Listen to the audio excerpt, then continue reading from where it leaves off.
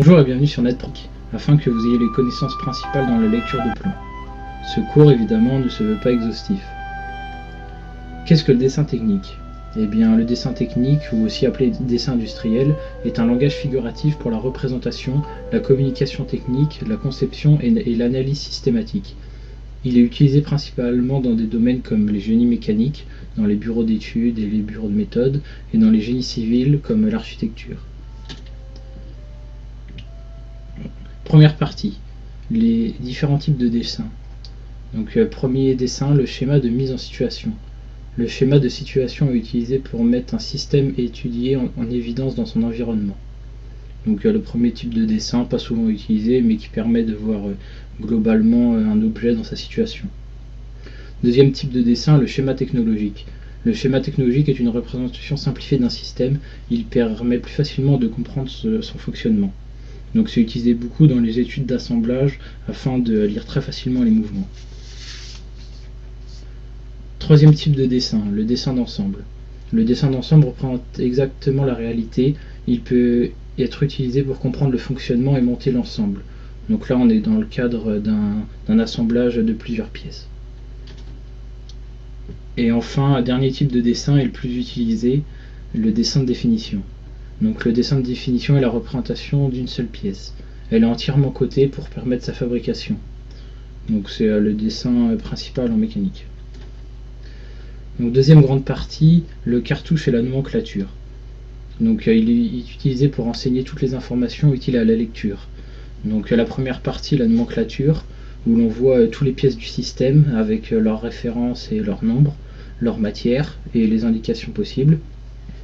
Et deuxième partie de le cartouche, où on a les informations principales sur la pièce, des informations sur l'entreprise ou l'établissement éditeur, le nom de la pièce, le dessinateur, l'échelle utilisée, la norme et le format. Donc généralement il est placé en bas de la page. Donc troisième partie, les différents traits utilisés en dessin industriel. Donc le continu fort, qui sert à symboliser les arrêts de vue, les cadres et les écritures. Le trait discontinu fin pour les arrêts cachés. Le trait continu fin pour les lignes de cote et les lignes de rappel.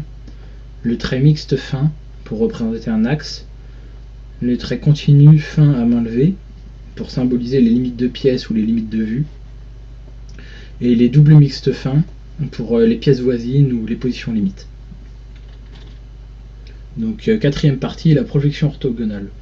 Donc en dessin industriel, on représente les vues par rapport à une vue centrale, qui peut être n'importe laquelle de la pièce et qui est définie par le dessinateur. Il s'agit donc de la vue de face. Cette vue de face est déterminante pour toutes les autres, vu qu'on utilise la projection orthogonale. C'est-à-dire qu'on imagine que la pièce pivote sur l'axe vertical pour les vues de dessus et de dessous, ou qu'elle pivote sur l'axe horizontal pour les vues de gauche et de droite. Les vues étant inversement symétriques, la vue de droite est placée à gauche et la vue de gauche est placée à droite. La vue de dessus est placée au-dessous, la vue de dessus est placée au-dessous. Il existe d'autres vues non techniques et pas cotées, comme les vues isométriques par exemple, servant à une visualisation globale de la pièce. Donc cinquième partie, les coupes simples. Les coupes simples permettent d'améliorer la lisibilité du dessin en remplaçant les arêtes cachées des pièces creuses par des arrêts de vue.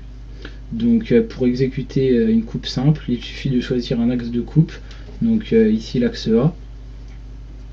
La coupe sera donc la vue de face de cette coupe. Cette solution est souvent employée pour utiliser et faciliter la lecture de certains éléments se trouvant à l'intérieur de la pièce, tels que dans des bagues, des perçages par exemple. Donc où on peut voir l'intérieur de la pièce plus facilement.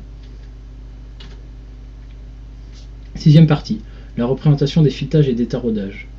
Donc le filetage dans la vie courante est appelé une vis et le taraudage par un abus de langage est appelé un trou taraudé. Donc voici la représentation telle qu'on peut les voir, et les représentations réelles et les représentations normalisées techniques pour le filetage et pour le taraudage.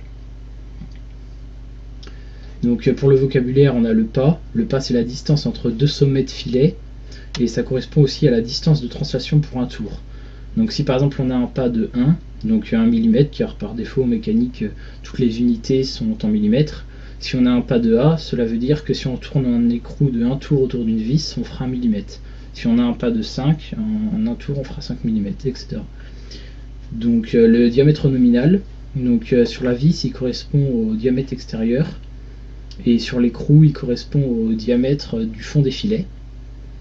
Et le diamètre intérieur, sur la vis il correspond au diamètre au fond des filets, et sur l'écrou il correspond au diamètre de base du perçage. Donc ces trois éléments sont en relation. Pour reconstruire un filetage ou un taraudage, il faut maîtriser une formule simple. Donc c'est le diamètre intérieur qui est égal au diamètre nominal moins le pas. Le pas dépend du diamètre nominal qui est normalisé. Il correspond au tableau de ci-dessous. Donc par exemple pour construire un taraudage M3 par exemple, il faudra préalablement percer à 2,5 vu que le pas est de 0,5. Pour construire un filetage, une vis M4, il faudra usiner la barre de diamètre 4. La désignation d'un filetage ou un taraudage tel qu'il pourrait se trouver sur un dessin technique est la suivante. Donc on a ici M8 fois 1,5 6G ou 6H en majuscule. Donc M c'est le symbole du profil, c'est normalisé pour dire un taraudage ou un filetage. 8 ça correspond au diamètre minimal, donc toujours 1 mm. 1,5, donc le nombre multiplié c'est le pas qu'on a vu tout à l'heure. Et 6G ou 6H c'est un code de tolérance, donc en minuscule pour le taraudage et en majuscule pour le filetage. Donc pour savoir ces écarts de tolérance, il faut se reporter au tableau normalisé ISO. Donc la 7e partie, les tolérancements dimensionnels. Puisque dans notre monde rien n'est parfait, chaque cote en dessin technique est tolérancée. Donc une cote peut par exemple être 25, 17 ou diamètre 4, etc. Et les tolérances sont par exemple plus ou moins 0,05, plus 0,07, moins 0,04. Elles peuvent être 25H7, 40G6. Donc pour un calcul, pour les cotes maxi, on prend la cote nominale plus l'écart supérieur. Donc si par exemple on a une cote